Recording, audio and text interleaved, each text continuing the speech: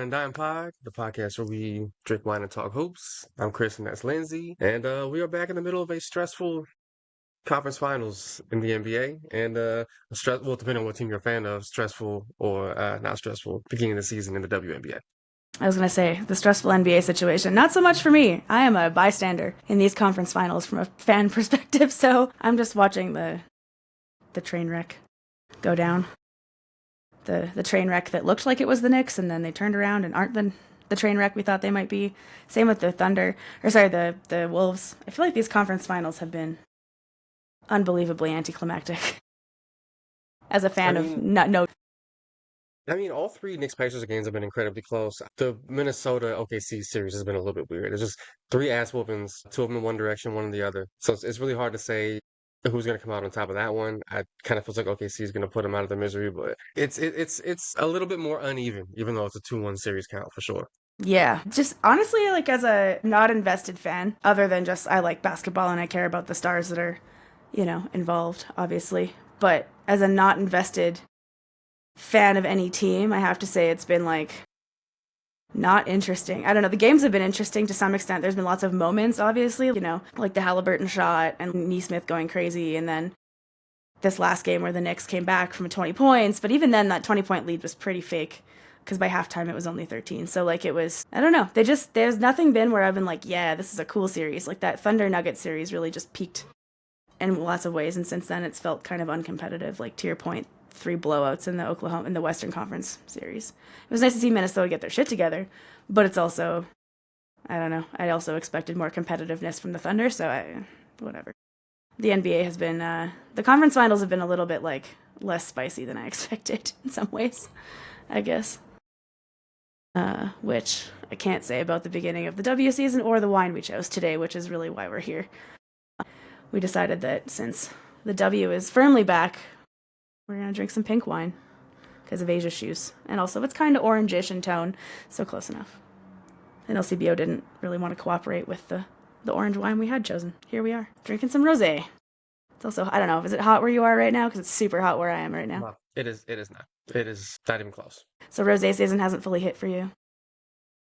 No, we did get the sun for the first time in several days though, so that's pretty cool. It is a reasonable light jacket weather, which is about the best Toronto can hope to do this particular year because summer is going to be late. It's going to be late. It was already hot this time last year. It's mediocre right now.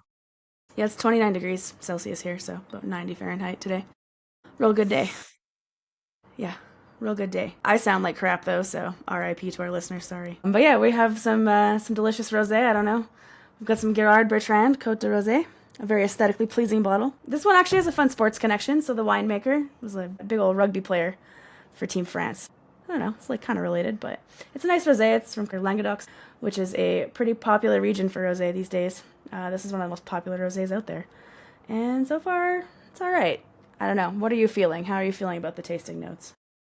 My palate's a little It's not bad. I don't think it's quite as good as the last rosé we had, but it's a pretty solid one. Getting like a little bit of that like kind of floral like aftertaste a little bit. Mm-hmm. It's not bad. It's an easy drink, for a rare sunny afternoon in May in Toronto. So, it's nice and breezy and it's a good vibes wine for sure. It's not like super complex or intense or anything, which is good because I'm into the idea of a low effort kind of day to day. Absolutely. The last rosé we did was it the sparkling rosé? I believe so, yeah. Yeah, the Ruffino, the Prosecco. That was crushable because I think we both finished the bottle on the episode, and you could tell by the end. That was a good time. That was a good episode. Yeah, so this one, I have to admit, I've had it before. It's not my favorite. It's a really good quality wine still. That's not to say that it's a bad wine. It's just of my own personal palate. I don't like really floral, and this gives that floralness and kind of they say it sits on the lees a little bit, which gives it's like the dead yeast particles, which gives it kind of that kind of like biscuity flavor almost, and you can kind of get like hints of that in this, and it's not like my favorite flavor. It's not bad though, but not my first choice necessarily. For the unfamiliar, what does Yes. sitting on the lease mean? Because in the back of my So- mind, I'm like, what does this have to do with buying a Yeah. house? You know what I mean? Right, yeah. So when the yeast particles in wine, the yeast, when it dies, so when you create wine, you put yeast sugar, that's how you ferment and make alcohol. So when the yeast dies, it creates what's called lees, which are just dead yeast particles. And so that lots of times then you filter that out of the wine. But what you sometimes will do is leave that sitting, the wine in contact with that dead yeast. And what it does is it just imparts a bit more flavor. Kind of like how when you oak age stuff, like it goes through what's called malolactic conversion, which is what gives you that buttery flavor in like Chardonnay and things like that. So this is, yeah, it's just had some contact with the dead yeast and gives it kind of a biscuity, like baked goods. Like if you were to, like think bread and like that kind of stuff. It's a nice flavor. It's kind of a little toasty note there, but yeah, the floralness is not really my jam personally, but it's refreshing, and that's kind of again what I'm after. And like you said, it's a pretty like easy drinking wine. It has some complexity. There's definitely some different tasting notes, but it's not overwhelming. It's easy, and you don't have to think too much about it. You could definitely crush this on a hot day, which it is for me. Yeah, must be nice. It's kind of too hot in the room we're recording in right now. I'm not gonna lie to you. I'm kind of dying low key, but that's okay. That's what the wine's for. Yeah, I've got central air for the first time in several years, so I could not be less concerned about the temperature. Ooh, I'm I'm feeling pretty jealous. decent. Feeling pretty decent. Jelly. Yeah, only the hallways in my building are air conditioned. So that's interesting. That's the place to drink from now on. That's the place to Yeah, go so after I've that. actually thought about setting it. Did you ever watch Will and Grace? I've seen it before, but I wasn't like a regular viewer. You're familiar with the characters though. So like Jack, there's this I don't remember the episode necessarily, but I just remember really clearly Jack would set up this like little French bistro like cafe table outside his apartment and him and Karen would like sit there and have drinks so that when people just walked in the hallway like they were just out there. And I've definitely thought about doing that because it's the only place that's air conditioned in our building and we have a lot of glass and our apartment faces west, so it's Yeah, real freaking hot in the you're getting afternoon. blasted. Yeah. Good for the plants, bad for me. So, yeah. But Speaking of facing west, the Western Conference. oh, we're getting good at these transitions. Yeah. I know, On to I the know. on to the basketball. We have brief thoughts on the NBA, but Would you believe I didn't write that beforehand? oof, shook. I'm shooketh. So the Thunder beat the absolute shit out of Minneapolis. Why did I say Minneapolis? Out of Minnesota, 2 games in a row in Oklahoma City, and Minnesota turned around and smacked them by like 40 plus points the other night, which is bizarre. I think the Thunder became the first team to win by 50 and lose by 40 in the same playoffs, which is kind of incredible. It's Yeah. two sides of chat, I guess. I would love for that trend to continue. I would enjoy seeing Minnesota make the NBA Finals, which would be for the first time in franchise history, if I'm not mistaken. I believe so. Yeah. I The don't think KG Thunder ever got there. The Thunder have been as the Thunder, but they have not won a championship since they were the Sonics, and that was since 1979, if I'm not mistaken. So yeah, it's going to be a long drought for either of these I teams. mean, they've made the finals. They haven't made the finals since what, 2016? They made the finals when they had The Russ KD. like when they were just crushing the draft year after year after year, and then sure enough, they still do that. So it's actually funny that you mentioned Serge, Raptors legend Serge Ibaka. Tom Ziller in Good Morning It's Basketball. So everyone's been talking about the 6 degrees of Paul George separation, essentially, that's in these conference finals, which I don't know if you've seen much about it, but essentially Paul George led to both of these teams in the sense that the trade of Paul George to Los Angeles is what gave the Clippers Shea and the pick that became Jalen Williams. And then on the Pacers Mm. side, their trading away of Paul George then led to getting the pieces to then get Sabonis. And then Sabonis turned into Tyrese Halliburton. But Ghostface Ziller, my favorite blogger out there, he did something which was actually a little deeper dive. He sort of went into how the Serge Ibaka trade is actually the trade that led to the Thunder getting Shea in some ways. Because without Serge Ibaka, they would never have been able to get Paul George. Because they had traded Serge to the Magic for Victor Oladipo and the pick that became Sabonis and all that. So it just kind of was like really interesting that Serge Ibaka is actually somehow tied to all of this. The last rendition of the Thunder, and Sam Presti just keeps robbing people out here. That is music icon Serge Ibaka, as well as Fashion fashion icon, yeah. innovator And Serge Ibaka. He doesn't do fashion; he does art. I take it he does back. art, He does yes. art. Yeah, What is it? Yeah, and he also he noted invented wearing scarves. he did noted YouTube cooking show host as well. I forgot about that. Was a good show too. Yeah, he got I Kawhi can't to eat remember. It some was like weird "How shit. hungry are you?" or Yeah. something like that. He got people eating, parts of animals that they would not generally be comfortable with, in exchange for. It's a little bit of a hot one set up. You either answer this tough question, or you have to eat something like crickets or something like that. Which I remember from one episode. Kawhi had to eat some. What did Kawhi have to eat? It was something fucking weird though, but he did. Yeah, because I think the question was, "What's your celebrity crush?" And he was like, "I can't answer that because like I have access." You know what I mean? He's like, "I'm too famous to answer who my celebrity crush is. It's not harmless Yeah, information when I do this because like I could really that person could yeah, come into my yeah. life and I am currently taken." I gotta admit, honestly, I loved Serge on the Raptors. Like, it was really fun to see that late season, kind of that late career, sorry, revival for him a little bit because after he left Oklahoma, it seemed like he was a little. Even when they traded him because he felt a little cooked, and then turned into something really good in Toronto. So, love me some Serge. But yeah, the Paul George conference finals that Paul George is not in have been I don't know, interesting. I definitely expected more from the Thunder on the road. I was more underwhelmed by them than I was like happy to see the Wolves. Does that make sense? Like I think excuse me. I expected the Wolves to come out fighting, so I wasn't particularly shocked, especially at home. They're going to look better, especially all the role players.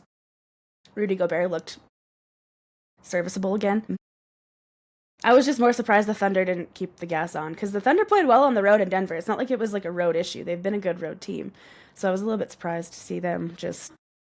I mean, I figured Minnesota would bounce back and steal one because they had to steal game three after the way one and two went. I just didn't think they would whoop their ass. Like that is not something I anticipated. I don't know if that's representative of a sea of change for the Wolves, or if it's just them embracing home court, maybe Julius Randle getting back on track, or if it's just man the Thunder really let one down and they're gonna have to it's gonna correct course game four and onward because there's no way the Thunder are gonna be like that again. It's just a I matter mean, of will they get beat at all. yeah, totally. I think you saw that in the Nuggets series, right? They beat the Thunder pretty bad one game, and then that was it. And Minnesota's a better overall team Mhm. than the Nuggets were in terms of just like depth. Same thing, and I thought their size matched up really well across the board with the Thunder. But yeah, Randall had been a shell of himself in those first two games. It was kind of like, oh, what happened? We Yeah, it's all, kind of a you know, fun situation because people were talking like because the Knicks and the Wolves both made the conference finals the year after making that big Julius Randle trade, and there was some talk like, man, both teams won the trade, and then the first two games of the conference finals were kind of well, now you see why both teams were willing to make the trade because both Karl yeah, Anthony Towns and Julius Randle got benched down the stretch in the fourth quarter in their respective game twos, and it was like, yeah, well, both teams got something out of this, but the reminder, there's a reason that these teams were willing to just let their all-stars go before yeah, what should have been, but immediately after seasons in which they'd had the most success they'd had in a long time, right? The Wolves made the conference finals for the first time in forever. And then traded, a former number one pick. The Knicks were closer to the conference finals than they had been in a really, really long time. And they traded a guy who'd been all NBA for them two times, right? Like hmm there's a reason they made these swaps, but both of them rebounded in game three. Cat took longer to do it in game three than Julius Randle did, but they repaired their reputations a bit in that one. You know what I mean? Oh my Especially god, as a playoff performance. the cat thing. Speaking of Tom Ziller again, he's like, basically he did this thing where he's like, explained all the the adversity the Knicks were against, like, down by whatever, all in foul trouble, blah, blah, blah, like, more fouls than points for Cat, like, what do you expect Cat to do? We'll have a quintessential game, of course. It's just the sarcasm of, like, this has never happened before. Usually in this situation, he's just a complete donkey, like, does nothing. But in this case, he actually pulled it out. And I'm happy for him. I'm actually happy for both him and Randall. It's funny because, like, before the conference finals, of course, all these articles come out kind of like the coronation of Julius Randle a little bit, right? About how he's finally, like, changed as a player and his postseason duds are, behind him and all that stuff. And then he just, came out and laid two big eggs in the first couple games of the conference finals. And yeah, to your point, you saw why both him and Cat were ultimately tradable. I mean, Cat had, I think, more of a playoff, like a more history of being kind of bad in the playoffs in his moments, or at least it was just louder than Randall being bad in the playoffs, if that makes sense. Because, like, I feel like with the Wolves, when they had made the playoffs in the past, it's like, you are the best player on the team. Like, where did you go? Whereas with Randall, even the last couple years, there was other players. But even then, like, the Knicks were almost, like, never the same they were just like happy to be there. Like it's almost like they shouldn't have been in the playoffs. So same vibe where he's your best player, you need him to step up, but his game never really felt right to be the number one scorer, whereas Cat had that in his bag and kind of was for the longest time. If that makes sense. They were just a little bit like slightly, honestly, same kind of role, but just viewed differently almost, and but same problems at the end of the day. But it's been really interesting to see both of their games sort of mature. I mean, Cat had a career high in rebounding this year, which was always something that was a knock on his game of that fact he's got real long arms, but he keeps them by his side a lot, or he just doesn't box out properly. And he's been pretty good at that, and yeah, it's been fun to see. I mean, at the same time, like I read, I think it might have been Zillert again, but it was kind of like, Cat sort of saved his. Oh no, it was Jay Wright. I saw a soundbite from him. He was like, Cat saved his Knicks career with this one. And I don't know, how do you feel about that? What did you, if Cat had come out and completely laid an egg and like continued to lay an egg in the playoffs, like just didn't know, he no-showed through this series, like, is that enough to really justify like kind of regretting that trade? Because he was good enough in the other series. Like, he is an inconsistent playoff performer. I think that's just going to be who he is. I think his game is kind of like that, to be honest. He's like that in the regular season, right? He's just, for as brilliant as he is, he's prone to those really stupid mistakes, and those are louder in the playoffs. But I don't know. I felt like that was a little hyperbolic, personally. A little bit. I mean, I think in some ways it helped his reputation, his standing around the league, but I don't necessarily think it affected his future with the Knicks. I don't, because like, if we're being completely honest, like what, see, he's clearly the number two scorer on the team. Like he's a second option. What do you trade him for? I don't think you get, if he continued to have a bad series, you're not getting another number two for him. You would get maybe like a 3 and a 4 at best, because like his value wouldn't be as high and his contract's big, right? I do think that it was a good look for him, but I mean, ultimately, I think you can look back at his track record from before. His best team season was with Minnesota last year, where he played the four. And I think you could always make the reasonable case that he's miscast as the starting five, which he kind of showed last year in having his best season, like playing alongside Rudy Gobert. And so, yeah, I do think you could at least, even if he had a bad playoffs this year, you could say, well, he shouldn't be in that position in the first place. And you got to remember that Mitchell Robinson was this team's starting center before he suffered multiple injuries last year that forced him out of the starting lineup, forced Isaiah Hartenstein to take over for him, and that ultimately Hartenstein leaving is the whole reason that Cat had to play. But combined with Mitch being injured is the whole reason Cat had to play the five at all. Because Mitchell Robinson really was supposed to be this team's long-term starting center. And now that he's back in the starting lineup, I think things make a little more sense for the Knicks. Because Cat doesn't have to be the rim protector that he is Not. evidently not. Never And has like, been. Yeah. yeah, yeah. And to your point about like the rebounding, he's been like a fine rebounder, but he's definitely like reasserted himself there before this year. But the weird thing is, there are times, and this gets on my nerves from time to time, where he'll sort of half-ass the shot contest because he's so focused on getting that rebound. Like he feels like when he was the lone big for most of this season, I think he felt like he had to do the defensive glass. Like this was his job. And so Mm-hmm. sometimes he would sort of shirk his responsibilities as an actual contester of shots. You'd see him just kind of, and then immediately turn to go get the board.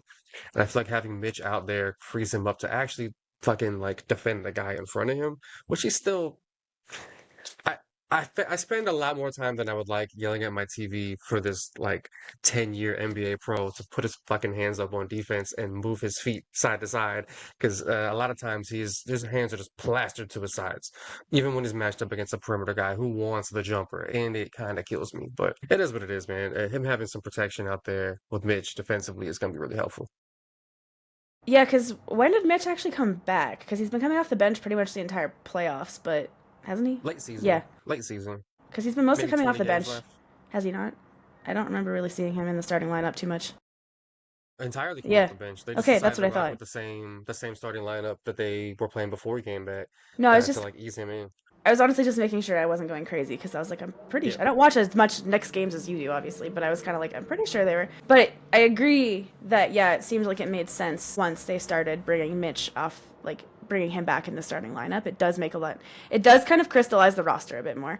You could kind of see that, like, it makes them feel more like the Knicks team last year where they're just a little less like shaky on defense. And yeah, to your point, like I do think that's always been Cat's problem with the rebounding is that he's more likely to just focus on getting the rebound or the block. He's also been kind of a block chaser in the past. which was interesting because he's never really been that player, but he can get them. He loves a dumb foul, don't he? Yeah, he does. He loves a dump and just to be out of position. I think that's the thing with Cat that's always been the challenging part, where like even like players like Jokic and whatever, you can clearly see their defensive limitations in the sense that like they're just not. He's not as fast. He's not. He doesn't jump as high. He's not a great rim protector in that sense. But he at least kind of just knows where to be all the time, and you don't quite have that with Cat, and that's where it gets a little frustrating with him because it's like you can be a minus defender and still be like it's not minus, but you can be like a less than elite defender and still be kind of passable if you at least are in the right place at the right time and your hands are in the way. Cat kind of does neither of those things. And so you're like, Yeah. my brother in Christ, put your hand, my kingdom for a shot contest. You are 7 goddamn feet tall. Like, please do Yeah. this. Like, I swear to you can God, see yeah. it in the Boston and Indiana series where multiple times, like you can tell, like the plan is like, hey, get up high on these screens. And they'll run a little pick and pop or a little pick and roll, and Cat is like somewhere in no man's land, like not really in drop, not really up high, and somebody just walks into a three, and it's just like, dude, like every other player on the team seems to understand what we're doing here, and they're all pointing at you to be Go there. Yeah. like there was a late game contest where OG pushed Cat into the contest, like I was just like, dude, come on. He did the Jokic thing where he like literally moves his teammates into place. Yeah, yeah, Yeah. yeah. Yeah. I'm like, obviously, like, I can't play NBA defense. I'd be terrible at it. So who am I to judge? But this is his job, and he's been doing it for 10 years. He's not a rookie. Like, dude. And he played next to, like, one of the best defensive players of all time in Rudy Gobert. You'd think he'd learn something, but no. I don't know. It's just funny. Yeah, he has to be down 20 to lock in on that end sometimes. Like Yeah. that's what it takes. Yeah. Well, for a But shout second out to straight him up. though, man. So for a second straight episode, we've definitely gone down the cat rabbit hole. I Shit. was sending people He's cat hard to gifts not talk to. yesterday. Yeah. He's He hard to went not talk crazy in the about. fourth. He Yeah. went crazy in the fourth. And it's funny because he tried to do that early in the game and it was like brick, offensive foul, turnover, brick. And it worked in the fourth quarter. Like he got downhill. He dunked on Nemhard, which was deeply. He's never seen an opportunity to take a dumb offensive foul that he hasn't liked. Yeah, or defensive foul. Like he'll just like somebody will be, In the worst possible half a foot moments. shorter than him. Oh man, they'll be half a foot shorter than him, taking a jumper from maybe a foot and a half away, and he's like, you know what I really need to do? I need to try to steal the ball right now. So Yeah. I'm gonna just swipe down. It's like, dude, you are twice his size. Just do this. Just do this. Yeah. Makes it, yeah, I don't know. But hey, we wouldn't have these conversations if Cat didn't give us this kind of variance, so. Yeah. Yeah. Cat giveth and he taketh away. If he wasn't so good at certain other things, I mean, to his credit, he's good enough at other things that he's still a valuable player. Because man, the way he defends sometimes, like he got to be real good at offense to justify being Has so to be. close. Yeah, has to be. What do you think of his claims, though, that he says he's the best shooting big man of all time? I'm not so sure. I think probably like specifically as a 3-point shooter, maybe. Yeah, fair. Really But how mid-range, but how quick much of that release. is volume? And he's played in NBA where he gets to take those shots more. Not like a super high. He's not like a 10 3 attempts per game kind of guy like some dudes are. He's like a 5'6". He shoots like 40+%. I think he has a case for like if you talk about 3-point shooting, but there's some bigs who are like he look like a Dirk. He didn't shoot as many threes, but it's partly because of the era, right? Not necessarily because of him. Well, and But that's what I'm that mid wondering. ranger was unfucking guardable. So It that's was my thing. unfucking guardable. Like, do this with like players like Steve Nash all the time, where it's Yeah. like, oh, if he'd played in this era of the NBA, like he would have been basically Steph Curry. But I don't know, and I feel that way about Dirk, where if he played more of his career in an era where it was encouraged to shoot threes, he Mhm. probably would have. And would have Probably. been a very Probably. good 3-point shooter because, to your point, yeah, that mid range was, I still unbeatable. remember in that championship year when they were playing Oklahoma City in the lead up to I think it might have been the conference finals. Serge Ibaka had like jumped out the fucking gym trying to contest his fadeaway. And he put Couldn't that do shit it. just right over his Yep. fingertips, and it was just cash. And I was Feathery. just like, I remember looking at that shot and just being like, dude, what do you do about that? You What do don't. you do? Because that You was do nothing. prime Surge. That was before the knees started to go. Like, it was unbelievable. Yeah, But yeah, you don't do anything with it, and that's why Dirk has a statue of him in that fadeaway position. yeah. And why every single Yeah. every single elite scorer has developed their version of the Dirk shot. But I just like it's not to take anything away from Cat because I agree he's obviously a very good 3 point shooter, especially just from a percentage point. But I also think that it's like weird to compare him to those really sweet shooting bigs of the past because they didn't really have the opportunity to actually shoot with more. Not that like Cat is a high volume 3 point shooter, but it's encouraged for him to be behind the line, where it's not really as it was never as encouraged for Dirk or I don't know any of those kinds of players to really be behind the 3 point line. So I don't know. It's like a weird. I have a hard time kind of comparing them. It's already hard enough to compare eras, but it kind of does make it harder in those situations because like I don't really know that he's actually that much better. He does have a nice jump shot, but I can't say it's like aesthetically more pleasing than Dirk or somebody else either, if that makes sense. Like, there's no Yeah, he's quantifiable way to measure that unless they're all right. taking a similar amount of threes and we get to see it, if that makes Yeah, sense. he's probably like in the conversation. I think there's some other dudes who are maybe better at shooting on the move or in like more different situations. Because like you look at like Dirk obviously from mid range was unbelievable. KG was great from mid range. Like Jokic in that like 8 to like 14 foot range is like breaking the stat models like pretty much. Like he's Well, shooting even such a percentage from there, it doesn't even fucking make sense. even this season, he shot like 40% from three.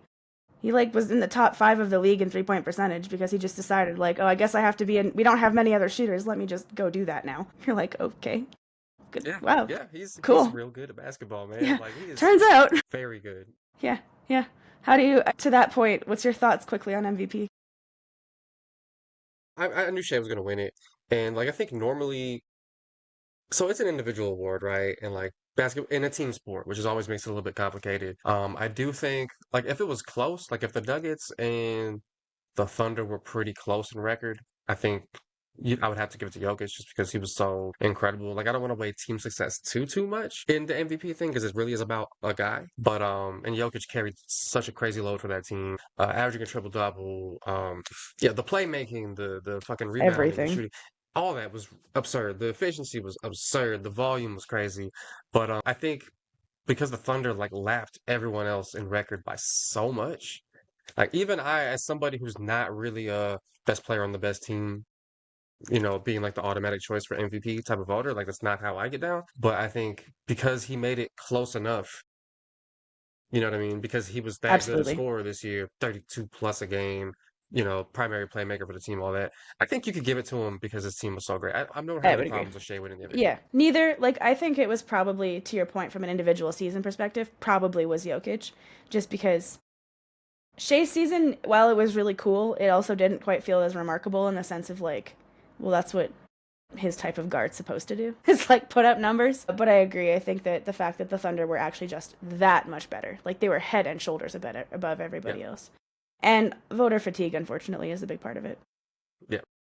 Jokic was the first person since Larry Bird to finish top three in MVP voting for 4 years in a row. So I don't think it's a slight against Joker, to be honest at all. I think Shea deserves it. I again would have voted for Jokic, but that's just a personal preference thing. And I think again, just the season was just crazy. You don't expect that kind of shit from a 7 foot tall center who can barely move Yeah. comparatively, right? But anyways, back to the big Giannis, man by the way, conversation. deserves a shout Yeah, out. Like I his agree season for sure. was quietly Incredible. unbelievable. His Yeah, supporting cast was in the ways that Shea's supporting cast helped prop him up for the MVP award.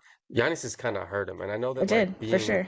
a one man show can help your MVP case to some extent, but you got to win like 50 games for it to I was for gonna that say to you still really got to win. I mean, factor. you could see that. Like, Yeah, it actually reminds me a little bit last year's like of Joe Burrow in the for NFL MVP, where it's like he's yeah. having this unbelievably insane season, Didn't but make the playoffs.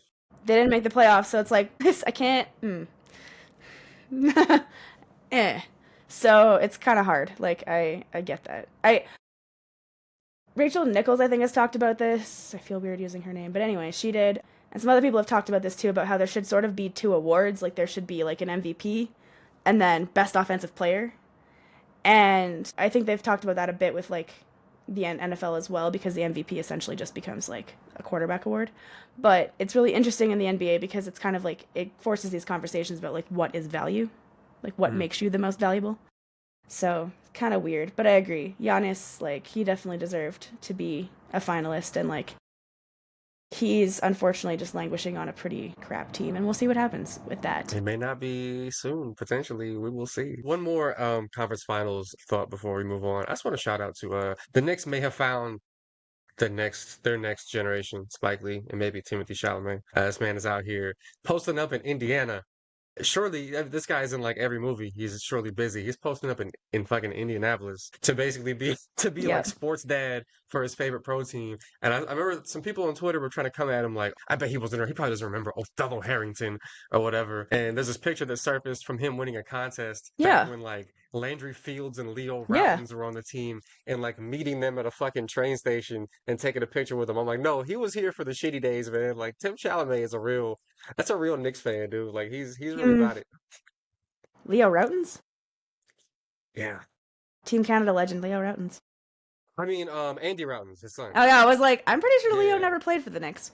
He played for the No, Sixers. we had his son. They picked him. Is he the second round or undrafted? He played like 10 minutes a season basically, but he was there. Sorry, I'm kind of obsessed with this wine stopper. It's pretty sick. Landry Fields, by the way, career ended much earlier than I expected. He was guarding Kobe at one point, man. He was guarding Kobe at one point. They Shout out, trusted him to do that. shout out Landry Fields. Anyway, yeah, Spike Lee and Ben Stiller walked so that Timothy Chalamet can run. Yeah, yeah, they're passing the torch. He's gonna be, 30 years from now, it's gonna be damn. Remember when Tim Chalamet won all those Academy Awards? Like he's been at every Knicks game for the last 6 years now. This is crazy. Yeah, yeah. No, it's pretty cool. I don't know. Do you think the Knicks or Minnesota actually have enough to make it a series? I think both of them do. It's just a matter of, Will they? I think both of those teams have a bit more volatility than their opponents do. I think the Thunder and the Pacers have a more defined style of play where I feel like there's a level of consistency that the Wolves and the Knicks are more like mercurial. I mean, we've seen the Knicks had to become to get to where they're at right now. They had to be the first team in playoff history to have three 20-point comebacks in the same postseason, and that's incredible resilience. But also, y'all were down 20 points 3 times. That's not. You know what I mean? This is the picture of inconsistency, right? And the Wolves got smacked 2 games and had to storm back. So they're not as safe a bet. They both have what they enough to do it talent wise, even Yeah, the Wolves depth wise, but it's just a matter of can they actually be serious for long enough? Can they play 4 quarters of basketball enough times to beat their opponent that is clearly going to bring it game after game? yeah. They need to have the version of Rudy Gobert who hasn't dunked his hands in all the finest of French butter before the game. I would love to do that though, personally. Yeah, me too. It would actually feel really good. But it'd be some weird ASMR, but it'd be pretty sick. But yeah, that's what Rudy Gobert plays like sometimes, is it just looks like he dips his hand in the finest of French butter right before every game. And you're like, what? How did you not catch that, sir? Your hands are huge and you're 7 feet tall. But, anyway. But I rag on him. But like Naz Reid also looked like a normal human again in that game that they won. So they need him badly to step it up. So yeah, I agree. I think getting a win against both the Thunder and the Pacers, so like for the Knicks and Minnesota, I think getting that win, that fight back win, it was probably, I think they need that. I think if they'd lost, it would have been over. Yeah. Nobody's come back from 3-0 down in the NBA play. It's not like the NHL. Nobody No. has ever come back from 3-0 down. I mean, they Ever. might have still stolen a game, but I think that like this actually makes the series feel okay. Now the Thunder have to react to getting slapped, and Yeah. okay, now the Pacers have to actually like show up and win. Speaking of the Pacers and courtside fans, also Tyrese's dad is now allowed back at games, but in a suite. He can't be at Keep him up. somewhere safe. Yeah, Yeah. high. Yeah, away. But yeah, I don't know. I honestly haven't watched a lot of the conference finals. I've just come in and out because the games haven't been that interesting. Blowouts kind of suck, but unless you're a fan of the team, in which case, great time. But or bad time. But anyways, as a neutral, No blowouts in the East. It's been nothing but weird endings and yeah. strange heartbreak and shit. The problem that I hate about those kinds of games as a casual fan occasionally is like so much of the game sucks where you're like, why am I watching this? Like, I am not invested in any of these people other than I, like the NBA. And so then when something else comes on, I'm like, well, yeah, I kind of want to go watch the W or some trash TV that I was really invested in last night. I'm going to make that choice. And then you end up missing a super sick ending because your dumbass decided to watch something else. Although, we did watch the end of the Knicks game when they managed to be good and hold on, so that was nice. But yeah, I don't know. I kind of just was like, wow, the weather's nice and these games kind of suck. I'm out. But I think that's it for NBA thoughts for me. I don't know. One last miscellaneous bit. before we head on to NBA ball. Surprisingly, our beleaguered Kansas State Wildcats have picked up one of the best players in the portal. They got a dude who scored like 21 a night from Memphis. I don't know how many millions of dollars they had to offer him to do that, but between that and signing, I can't remember if it was from Croatia or Serbia, but a European like U18 star who like was part of a like championship, like a European championship winning team. They actually have an offense, and they hired like an offensive coordinator who led like North Florida to some crazy 3-point shooting, madness, some modern ass math basketball madness. So I think they might be trying to get serious for once because the last 2 seasons were fucking hideous, and I'm glad that there may be some actual basketball being played in Manhattan, Kansas that doesn't involve like 2 seasons ago, more turnovers than assists for the entire year was just Yikes. appalling. Like the games made my eyes bleed, and it was really unpleasant. Woof. Yeah. I mean, it was funny because the way you said our Kansas State Wildcats, it made it sound like literally the podcast. It's a podcast team that we cheer for, which, whatever, I'm honestly indifferent. I'm happy for you, though, because now the men's programs for both of our programs don't suck. Louisville's actually Yeah, not yeah. terrible, and neither is K-State, so look at us go.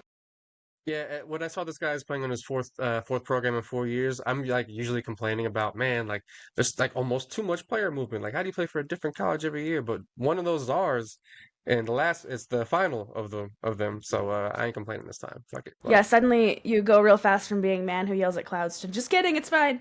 It's kind yeah, of like man, them old how, schools can kick rocks. Fuck Tulsa, man. Like he's yeah, where he's supposed to be now. it's kind of like how LeBron felt about the play-in tournament until he had to play in it and to get into the Exactly, playoffs. Yeah, yeah. exactly. Now that he's winning it, like, hey, now it's cool. Yeah, yeah. Um, I have no other real thoughts other than the I think CJ McCollum's brother I think just won a EuroLeague title with Fener in Turkey, so that was cool. So he was there. Yeah.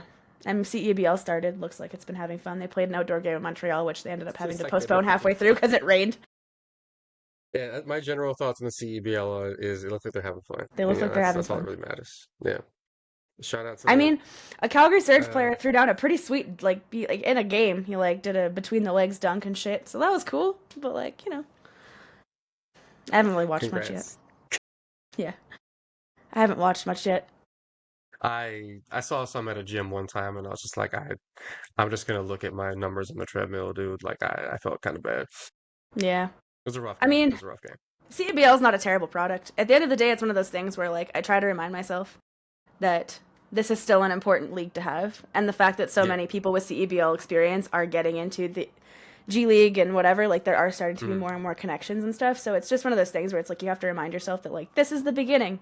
It will Yep. get better. The It start of will. any league is always a little weird, and like Exactly. I'm happy that they went with the Elam ending. I'm happy that they've leaned into some of the weirdness about it. Like, yeah, it's a different kind of league. Let's fucking do it. Yeah.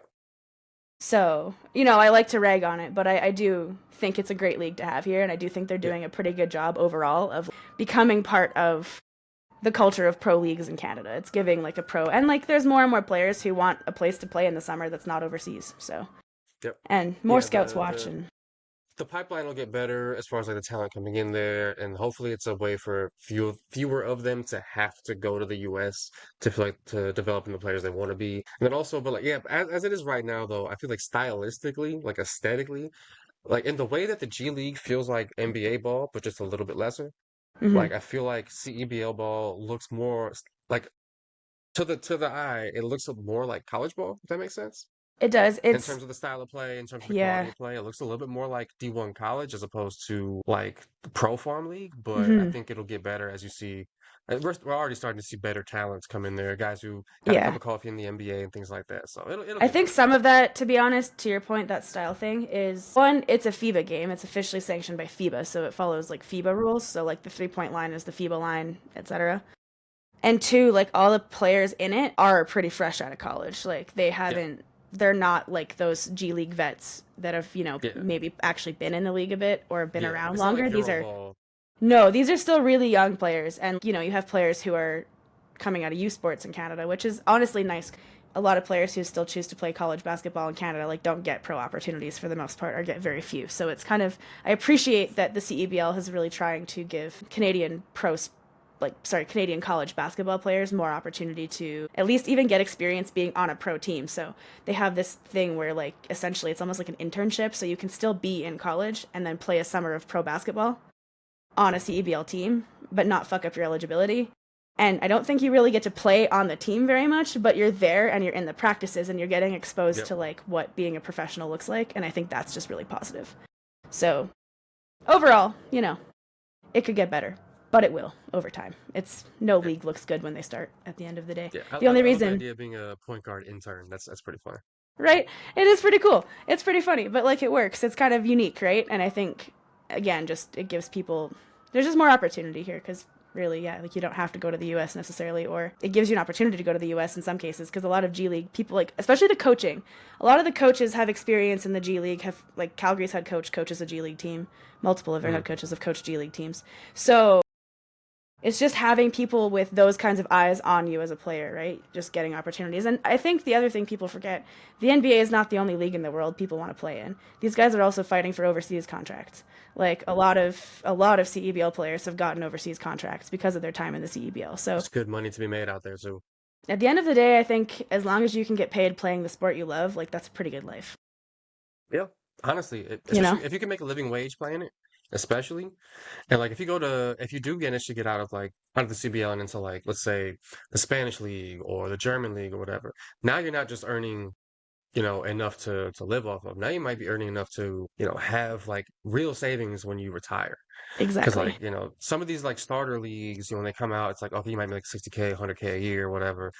But you're in a major city, the cost of living is what the cost of living it is. You're not Yeah. really putting away that much money. No. But once you get into like these bigger leagues and you get these real salaries, now you're like, okay, I can do something after basketball. I don't have to like, reconfigure my whole life. I can like take time and, set Mhm. myself up for other things, make investments, blah, blah, blah, blah, blah, as opposed to being like, damn, now do I have to like sell insurance? You know what I mean? Totally. Yeah, absolutely.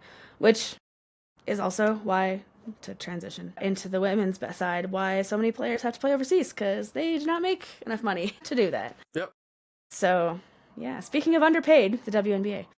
I'm excited for the new CBA because like the Yeah, fewer players will have to go overseas to get their money right and to like actually have like real savings and stuff like that.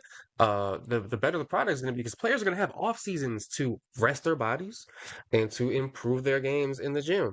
You know what I mean? To add new aspects as opposed to having to play all fucking years. I'm excited for it too because I don't think you can have a rule like prioritization that penalizes players for going overseas to make money if you don't have anything else in place for those players to make money doing. And that's kind of what the W did with this CBA, where it's like, yeah, okay, we'll give you some other concessions, but we have to do this because we want our stars back. But it also still kind of penalizes players for like, it doesn't give them opportunities to make money at home. So if anything, like Fee and Stewie just did that by themselves by creating Unrivaled. So it's the WNBA probably benefited more from Unrivaled than they know, but they also probably hate it so Hmm. much. It's pretty Yep. funny. But there should probably be some like tampering charges after Unrivaled, but yeah, it's I don't know. I'm excited for the CBA. I also honestly think the odds of a labor strike are not small. No, they are non-zero odds, that is for sure. Yeah, yeah. But yeah, for the W, obviously season is off and running. There's more teams to talk about than we have time for, of course. Or, we actually want to do justice, so we decided we'd pick four teams, two that have had good starts so far, two that have had not good starts so far. And I'll let you start off with your first positive because you need to spread some propaganda, I hear. I like to spread a little more propaganda first. The people who make the NBA 2K games, hey man, WNBA season's well underway. Why aren't the rosters are not updated? There's some teams they got with 8 players on them. Yeah. I know WNBA rosters are small. I know it's hard to make the teams, but I know these teams got more than 8 players on them. I am fairly certain that every team in this league has more than 8 players. Yeah, on one hand, I'm grateful that the WN or that sorry, 2K added more like story elements to the WNBA, like the my player version of the game. So there's now like actual like, press conferences and shit that you have to like be part of. So there's a bit more story element, which is nice. But you can't do that and then ignore the rosters. Yeah, So, yeah. got Diana Taurasi on the Mercury still. Which But she's out for the year, personal reasons. yes. And that is the reason she's there is because of the story element in the game. They essentially Yeah, built a lot of the story element around the fact that she gives your player a welcome to the league moment. And there's a lot of shit about her being the goat. Smacks the shit out of her. And Like, so, what is? Because that's how I had imagined that. yeah, there's just a cutscene of Diana Taurasi bitch slapping her player or I stealing her would love shoe. that. I would pay an extra $10 for that shit. Me too, it'd be great. But yeah, it's kind of weird because that's like a big part of the story. You could tell that they wrote it thinking she would play another year. Yeah. And then she's like, nah. And they're like, huh, shit, now what? So, but speaking of the Mercury, well, I'll cede the floor to you for Mercury propaganda time. So, Mercury, completely new look roster. I think like 9 of the players had never played for the Mercury before. Some of these players, like a couple of them, come over from overseas, hadn't even been to WNBA, including the current starting point guard. They also got some bad news. Natasha Mack out injured for the beginning part of the season. Kalia Copper, last season's leading scorer, and also a U.S. Olympic gold medalist, out for the first month and a half the season potentially. And so, kind of a weird situation, but they got Satu Sabali and they got Alyssa Thomas and a whole bunch of question marks, right? Like, who knew how this team would even look? It was obviously going to be very different from last year, but I don't think anybody really knew in what way. Preseason looked okay, I guess. This team went from having at times a little embarrassing defense last year to being hellacious on that end. I mean, they're sitting at 3-1 right now, which is pretty nice. They haven't played anybody that great, holding down the fort without Copper around, to beat a pretty good Seattle team comfortably in one of the games, and they forced 30 damn turnovers against Washington. Now, it's not a good sign that they barely won that game and they almost blew a big lead, but forcing 30 turnovers, man. Some of these role players are fighting over every screen. They're living and dying on the defensive end, and they're just hoping that Thomas and Sabali carry the load on offense. Let me tell you, it took like the first quarter of the first game of the season for me to look up how much Alyssa Thomas jerseys cost, because I think she might be my new favorite basketball player. I'd seen her play in person a few years ago. I went to a Mercury versus Sun game at Mohegan Sun in Connecticut, and she whooped our ass. I think she might have had a triple double in that game, but just bludgeoned us for an entire 40 minutes. And let me tell you, feels pretty nice being on the other end of that. It uh it is pretty cool. It's pretty fucking cool. She's a dog. Yeah, it's pretty. You've got the no shoulders experience. Um, Man. it's pretty interesting and pretty stark looking at the stats for the Mercury because you've got like Satu at 19 points a game, Alyssa Thomas at 16, Monica Makani at 10, and then it's like a pretty precipitous drop off from there. Yeah. Yeah. But you also can't Monaco's been expect. good too. She's been good. Straight out of the She French league, came out of nowhere. steady. Yeah, their roster is definitely a mess when you look at it. You're like, huh, what is this? Like without having Kalia Copper and oops, there we go. Tasha Not Mack. having and Tasha Mack and I mean even the fact that like missing Tasha Mack is a big deal because no offense to Tasha Mack, I love her so much. Definitely driving that bandwagon, but it's something. It says something when like she is a really integral part of your team. Like she is good, but she Yeah. is not Yeah. a star by any means. So this team is extremely top heavy, but the fact that they're out there crushing it so far, I mean it's early, but the Yeah. defense definitely does look better. They look a little less like last year's team. You could see like a complete vibe change, and they were clearly like more organized and better under Tibbetts. Yeah, Tibbet, whatever, Nate Dogg, and whatever. But they just had these like wild inconsistencies where they go from looking like world beaters to like bottom dwellers, and you're like, what the fuck? But they seem a little more middle of like a little more stable this year. Seems like that variance Yeah. isn't quite there. I can definitely see them not staying this hot. I mean, it's a tough league to win in, and at the end of the day, like their roster is pretty thin. So if anything else happens, like they are a little toast roster wise. They kind of really need some players back. But I don't think Ka is supposed to be out like too long. I think they'll get Natasha Mack back. But they have some like actual depth a little at like the big positions, which they did not have last year. Having someone like Kalani Brown just to bring off the bench and give you some size, 14 minutes a game, is helpful because she's a legitimate rim protector who's going to set monster screens and she's like tough to play against, right? She doesn't need to offer you that much on offense. She just needs to like give you good minutes to bring some size. Yeah, Mercury back. I'm excited to see, and I think everyone's starting to see that Satu is really the player that she is. I think the Dallas Wings experience was just kind of a nightmare in general. I mean, she could never really stay healthy, which was a big part of that. But then it was always just so hard to see the vision having her next to Enrique because their styles are just not, they don't mesh. Yeah, for a nice illustration of how much they could really use another ball handler, how much they could really use Kalia Copper, even though she's not necessarily like a big assist player. There is exactly one player on the Mercury right now who is averaging more than 2 assists per game. Alyssa Thomas is the only player above 2 assists tonight over these first 4 games. And like Sabali can pass it a little. Uh, yeah, everything is running through Alyssa Thomas, everything, and they could really use another valve to relieve some of that pressure. Because there's times when the offense looks really ugly. I mean, you force 30 turnovers and you still score under 70 points for a game.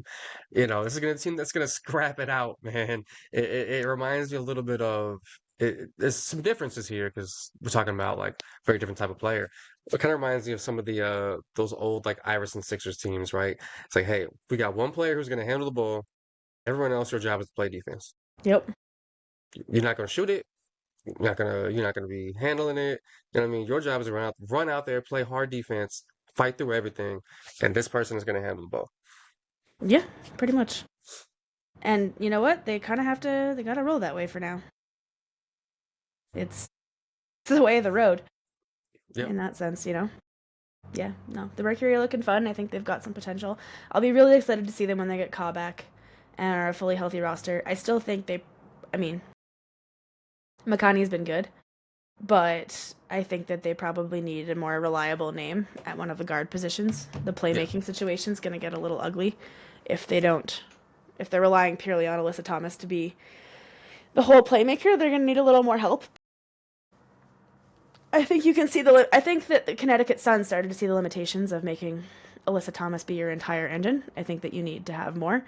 And I think Satu is a perfect running mate for her.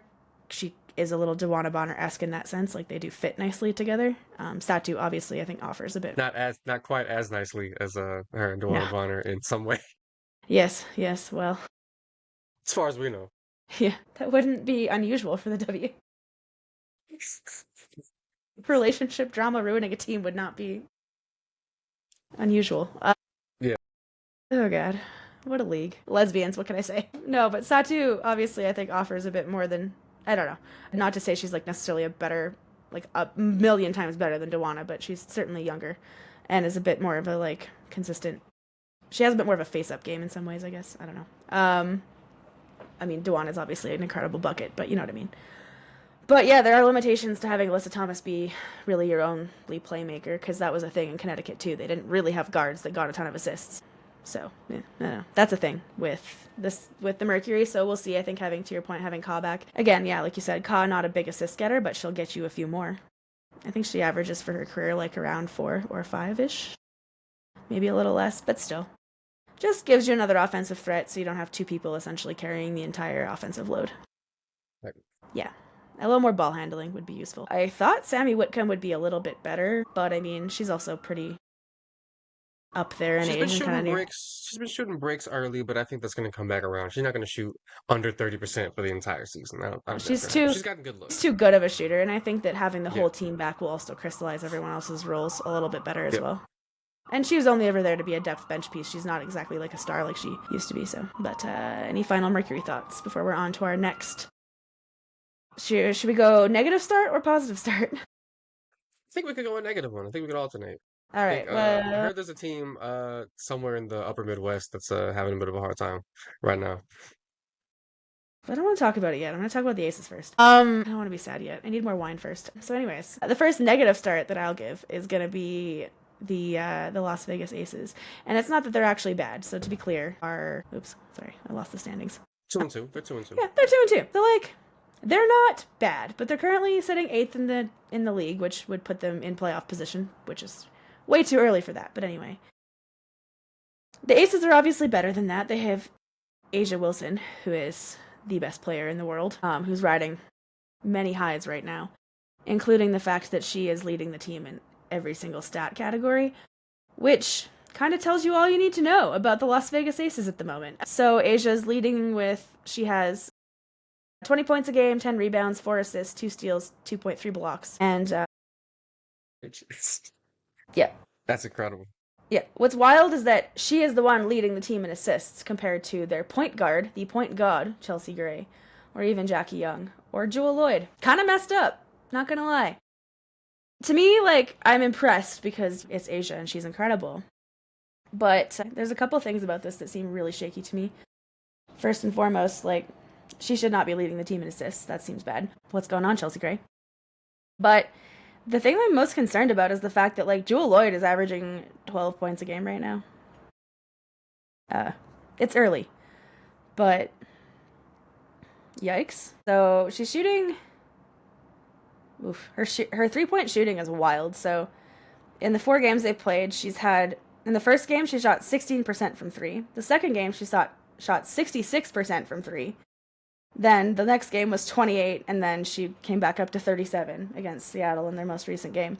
So she scored 5 points, 20 points, 9 points, and 14 points. Little inconsistent, a little crazy. I think that's can be chalked up to the fact that it's still new. She hasn't been there very long. She's adjusting to being a new player, playing with different players.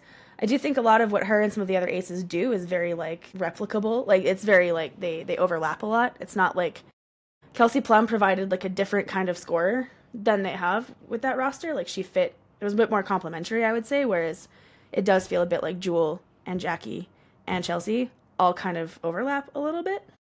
Particularly her and Chelsea, because they both like to play in that mid-range. They both kind of like to slow it down. They're not necessarily, like, pace players. I don't know.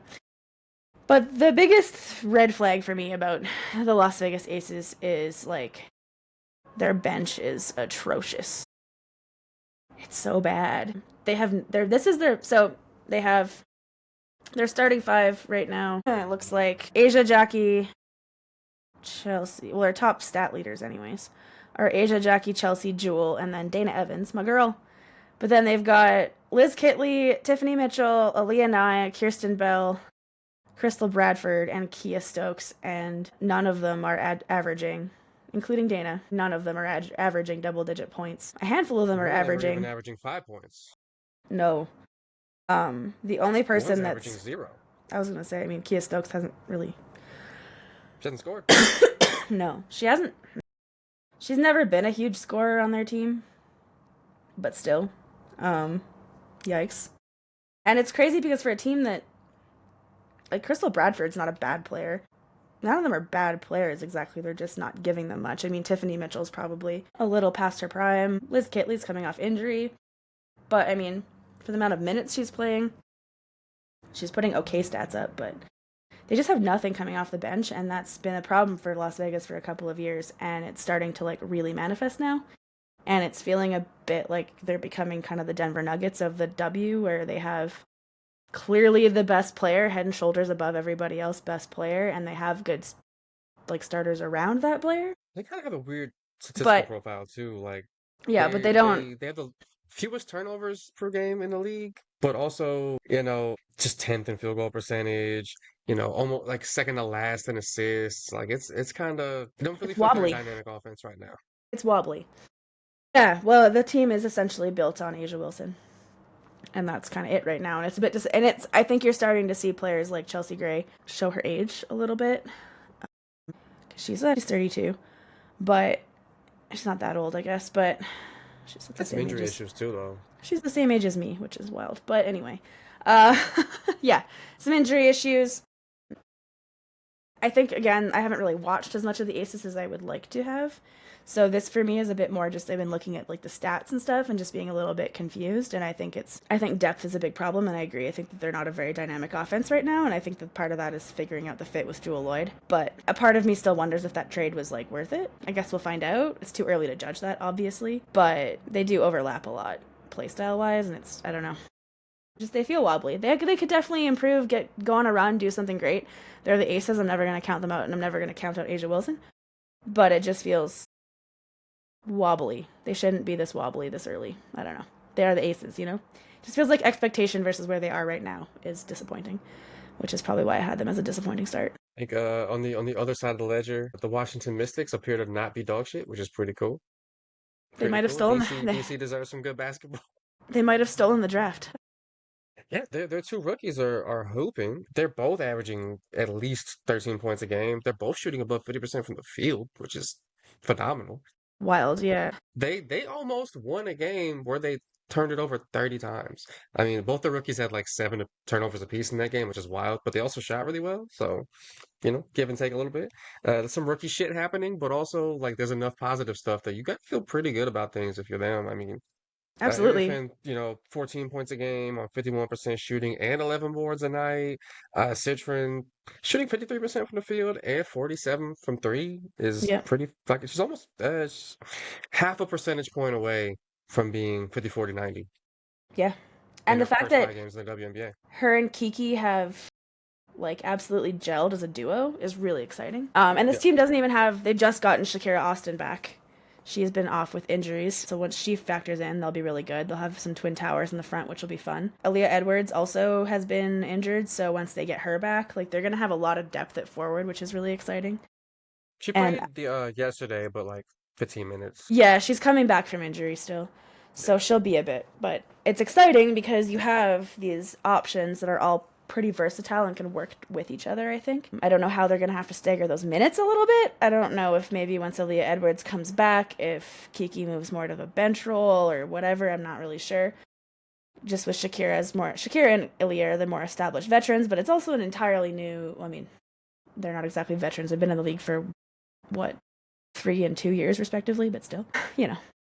The rest of the team is really young though. Like aside from Stephanie Dolson and like I guess Shug Sutton and like Brittany Sykes, like yeah, there's I mean Sika Kone I guess too, but for the most part like they are a really young team. Like they picked up Jade Melbourne from Seattle, which I think was a really nice pickup. I like Jade Melbourne. I think she has lots of potential, but Seattle's been a weird place the last couple of seasons for players to develop. I don't like when teams like the Storm use their really high lottery picks and then never play them. And they kind of did that with Jade Melbourne, and they're doing that with Dominique Malonga now, which Mhm. is a bit strange. But the other thing that's honestly this season has shown so far too is that like Brittany Sykes is that girl. Like she is real freaking good, and it's really fun because she is one of those like players that you just love to root for them. It's hard to not root for her. So I'm super happy to see Brittany Sykes kind of still out there crushing it, and then having these rookies on her flanks that are doing really well. And yeah, I don't know. It's fun to see the Mystics being back. Also, side note, really happy for my girl Emily Angsler. She's only playing 10 minutes a game, but I'm happy she's still on a roster because she deserves a place on a roster. She's just good enough to not. She's just also like one of those people who's just a good teammate and a good vibe to have around. And if she gets to play more, she'll perform too. So I do think she was Yeah. probably drafted higher than she needed to be high. Part of the issue with her was that the Fever drafted her like pretty high when I don't know she was worthy of that high of a draft pick. And then it's been kind of a weird rocky road ride since then. But injuries have also played a role in that. But she's still out there hooping, and I'm really happy for her because I love her. Yeah, I think if you're the Mystics, you're kind of in exactly the place where you want to be right now. Like you're the good time. They project to be kind of like the good kind of just a little bit like sub 500 team. Like because most teams in the W make the playoffs, they might squeeze into like the last seed or something like that. But there's no pressure to really be there. They got young players showing out, kind of going through the learning curve. Like they're fun to watch. Like they're not, it doesn't feel like awkward or like like they're untalented. Like they're actually a good product. So I think the Mystics they're in a good space They're for a doing young team that, like this. yeah, they're doing that really good thing that a team like them needs to do where they've got their clear like building blocks. Like Brittany Sykes is clearly a good player. She showed that the last couple of years. Like even in Los Angeles, she showed that she's a player worth like building around, not just a role player, but she's a player you can build around, and she's good around your young players. But then they've got their building blocks in Austin and Edwards, and now obviously Citron and Uriafen panned out. Amor is hurt, so it's exciting because you'll get her back next year and you can see what they can really do. But then they took flyers on younger players like Jade Melbourne or even Shug Sutton, who like I think she got injured. She played really well in Phoenix. I think she got injured at the last end of the year, before last year. I don't know, but she's coming off an injury, I think, and she's one of those players where she's shown that she can have a pretty decent ceiling in the W. So yeah, it's just like it's really exciting. They're kind of building how you would want them to build, and yeah, I agreed. Like they're going to be one of those teams where if they don't make the playoffs, that's okay. They were never supposed to, but they're at least showing some signs of life and moving in the right direction. Unlike this next team, which also is my team, and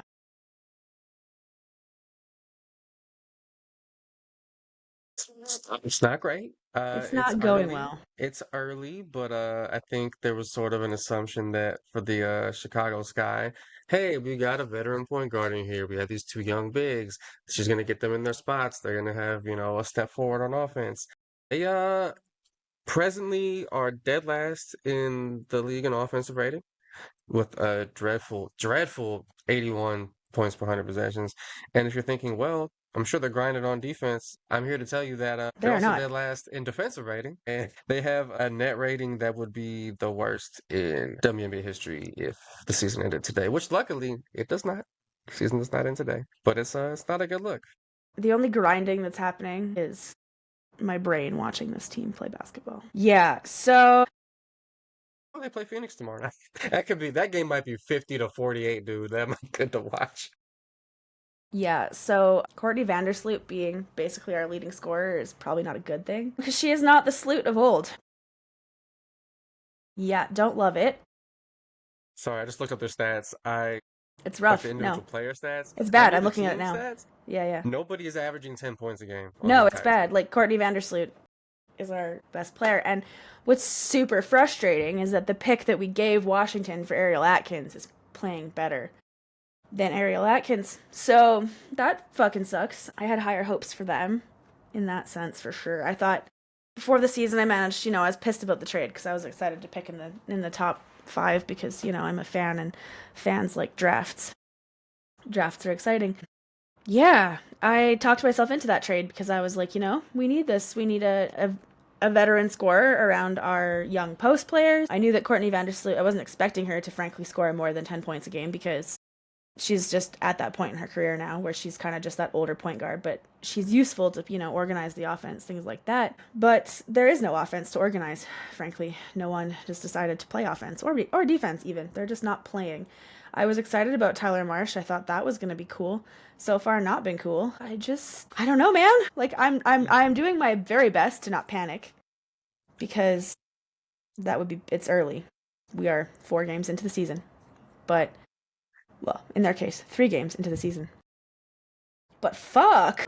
It's so to paint the picture even farther. They're they turn the ball over more than any team in the league, while also being second to last in assists per game. They're second to last in scoring and in field goal percentage. The good news is that Angel Reese is averaging almost 14 boards a game. The bad news is it's because there's so many bricks to collect. Well, also, they're mostly her own misses.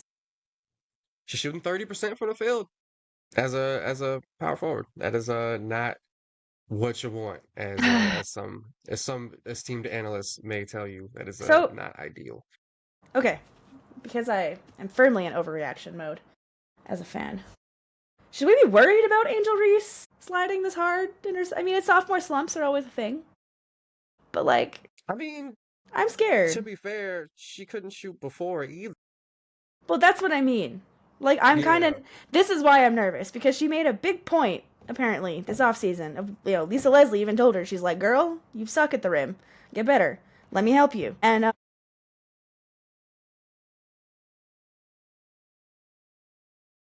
Think in the next few years we'll find out if is her lack of finishing and shooting something that's correctable and that can be part of like a healthy offensive diet, or is her job ultimately to be like a pure hustle player? Like, is she gonna be like, does she need to be Dennis Rodman, where she's not there to shoot and score, I was going to just there to say, collect rebounds and distribute them to other people? Like, is she gonna be like a Mitchell Robinson? You know what I mean? Like that type of player who I'm there to grab these boards and I'm gonna throw it back out to the point guard, or can she become a player who can become part of an offensive ecosystem and be able to average double digit points on reasonable efficiency? I genuinely don't have that answer, but they're going to give it the yeah. time and space to figure that out because this team ain't fucking going anywhere right now. Well, and they have to figure that out because they invested pretty heavily in her and Camilla. I Sure have did. more, weirdly at this moment, I have more faith in Camilla. Yeah. I don't want to be one of those people who criticizes players too much for doing shit outside of basketball because, like, we all have interests. You should always do shit outside of your job. Like, I mean, this is weirdly related to my job, but that's not the point. Still, right? We all have interests outside of what we do for a living and we all have other interests. We're all whole humans. But, like, the fact that honestly, she's becoming more well known as not a basketball player is starting to become concerning to me. It's giving me Liz Cambage vibes, but more hinged, and I am afraid of that. I'm trying not to panic. I do think she'll be fine. There's plenty of time. It's just disappointing because she felt very WNBA ready and then was pretty WNBA ready her first season. I mean, again, the rebounding thing, it is kind of easy to make jokes about her collecting a lot of her own misses, but she is a legitimately good rebounder. There is a skill there that she's good at. I'm just like, are you Andre Drummond where you're going to get paid because you're a good rebounder? And then everyone realizes rebounding doesn't really, it does impact winning, but not in the same way that you think it does. You know?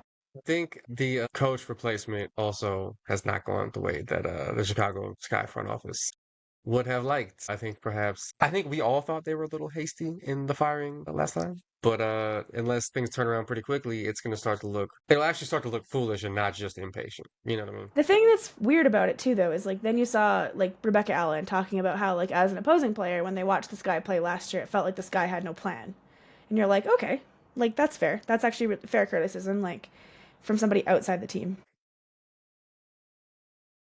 But then you watch them play this year, and you're like, well, they still have no fucking direction. So I don't know. Like, Yeah, I you agree. don't I still think it was expect them to be hasty. good. You just want a positive step. You want Well, just signs like of something. proof of Show me. concept. Yeah, show me signs of life. I don't really need you to win. I don't need you to be good. Frankly, whatever, but I just want to see like some kind of organized offense. I'm not going to lie, I kind of thought Haley Van Lith would have a bit more of a role on this team because there's kind of no reason for her to not. Like, the problem with this team right now, to be honest, is that we're built like we're supposed to be better than we are because Mm. we spent our top 3 pick on Ariel Atkins. We brought back Sloot. Kiera Nurse has kind of been a nothing, but I'm not really surprised by that, unfortunately. She hasn't really honestly been the same since she tore her ACL in Phoenix. But I didn't expect like to be this bad. And that's the thing is when you if we were this bad and we had our top 3 pick and Haley Van Lith was playing more and like it was a lot of just young players, you'd be like sucks, but like okay, fine. Like they're all babies, right? They're all new in the Right. league and learning and like whatever and new head coach learning with them. But the fact that we have like a 2-time champion point guard, a championship winning shooting guard in Ariel Atkins, those as veterans and like I mean Rachel Banham, but again like just kind of uninspiring like role players too. Like I like Rachel Banham, she's good, but she's a lot better on a team like Minnesota that's trying to win. And Elizabeth Williams, same thing. She's really good, but she's not gonna like lift the tide that much right now. So it's just really strange because it's like on one hand we're built around Angel and Camilla, but we're also not trying to. Yeah, even Vanderstoop feels like a player who would it help, a championship contender, with some nice playmaking and solid, responsible adult shit off the bench or whatever, as opposed to somebody who's gonna be that dynamic playmaker that two She young used to bigs be. need to get the looks they want. She used to be, but at this Yeah. point in her career, she's not My picking a lot of hope people off the dribble, my probably. hope for her, to be honest, was that she would kind of my vision was she would be like that CP3 in San Antonio kind of player where like Yeah, she knows she is no longer the player she was. She's back in Chicago because I think she like for family reasons, to be honest, as much as anything. Her and Allie just had a baby, and like they've both lived in Chicago this whole time, and like I don't think the Liberty wanted to bring her back anyways. yeah, I think that this is I get the vibe of this is a player who is at the end of her career and she knows that and she's okay with that and wanted to come back and help the young bigs. So I was fine with that move on its own. And then in my head, I'm like, great, we're picking top 3. We're going to pick a young point guard who then can be like that, learn with her.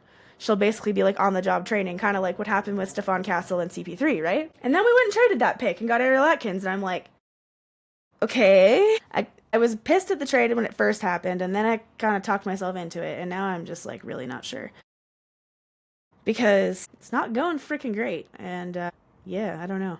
Just it's disappointing. I'm not trying to hit the panic button too soon, but it's certainly disconcerting, and I'm not really sure where we go from here because we're also not exactly like we have a ton of assets. Like we've traded all these freaking picks for stuff. The Marina Mabry trade is still going to haunt us for a while. So yeah, yeah. The expectation was at least some progress, and a step backward is definitely not something anybody expected. I don't think anyone expected the step forward to be huge, but nobody expected a big ass step backward. I think no, and that's just it. I didn't expect big things out of us. If anything, honestly, I thought we overperformed last season. Well, they're doing Excuse me, big things but so far this year. unfortunately, yeah, we're doing big things negative this year, and Yeah. I was just hoping that, like, if we were to your point with the coaching change, I was just hoping that if we were going to do this, we might not necessarily see more wins right away, but at least we'd see some kind of clear, like, system change or a process. And that just hasn't really been that clear yet. So it's dark skies in Chi-Town right now. Damn. They're looking more Damn like it. they're looking more like the Bulls than they have in a while, and that's not a good thing. Yeah. Yeah, at least the Bulls So are perennial sub 500 darlings, play in fodder. But yeah, it's tough basketball environment in Chicago right now. it is. So that's what the wine's for. Unfortunately, it's not a tough wine environment Man, out they don't here. even got a good college team out there. DePaul sucks now too, man. It's tough. Rough times in Chicago. But yeah, any final thoughts on our wine choice? Did we make a good choice this time, you think? It's a pretty good one. Nice little sunny day, easy breezy wine, nothing too palate wrecking, pretty pleasant stuff. It Pretty doesn't taste like rugby, you know what I mean? Is what I would say. No, well, the thing about Gerard Bertrand is he was a talented rugby player, but he's also a pretty talented winemaker. Yeah. There's some cool stuff actually. Like there's one I want to try from his winery. It's called 101, and the vines were planted by his grandmother or great grandmother, like in the early 1900s. So they're like well over 100-year-old vines now. And really curious to try some of the wines. So, like the thing about this winery that's really cool and fascinating is that he's got really good entry level wines like this, which are like still really good quality for like this price point, but really entry level, easy to drink, not too challenging. You're gonna get like a really good quality wine though, true to style as well. Mhm. This is very classic style, but he's also got some really like crazy cool, all unique and really really extremely high quality, less entry level in that sense kind of wines, and it's really unique. That's kind of the fun thing about European wineries in particular. They tend to have a lot of range. They go, good like entry tier all the way up to the like collectory cork dork kind of shit. So Pork, yeah, nice. that's me.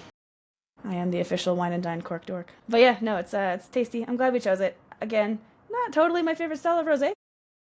I would much rather actually probably choose that Rafina one we had, but this is pretty solid, and it is going down pretty well in this heat. I'm not complaining. So, all right, well, thanks for listening to another episode of Wine and Dime. Follow us on Instagram, Twitter, TikTok. Twitter's been weird lately, so maybe more TikTok and Instagram for now would probably be better, if we're being honest. Yeah. Yeah. We are at Wine and Dime Pod on all those platforms. It's in the show notes It's in case A you N A forget N how. D. I don't Yeah, think you can do ampersands on those anyway. no, you can't. But Hit us on also in the Spotify, also in the show notes in Apple. case you can't spell and just want to copy and paste. It's also there. We also post whatever wine we drank, all that information in the show notes as well. So if you're interested in trying it out, it's there. But yeah, give us 5 stars wherever you listen to us. That'd be pretty cool. Don't be passive aggressive and give us like 3.5. That'd be just rude, frankly. Yeah, not cool. Don't love that. But other than that, we'll be back in your ears in 2 weeks or a week. I don't know, whatever. Soon. Later. Later.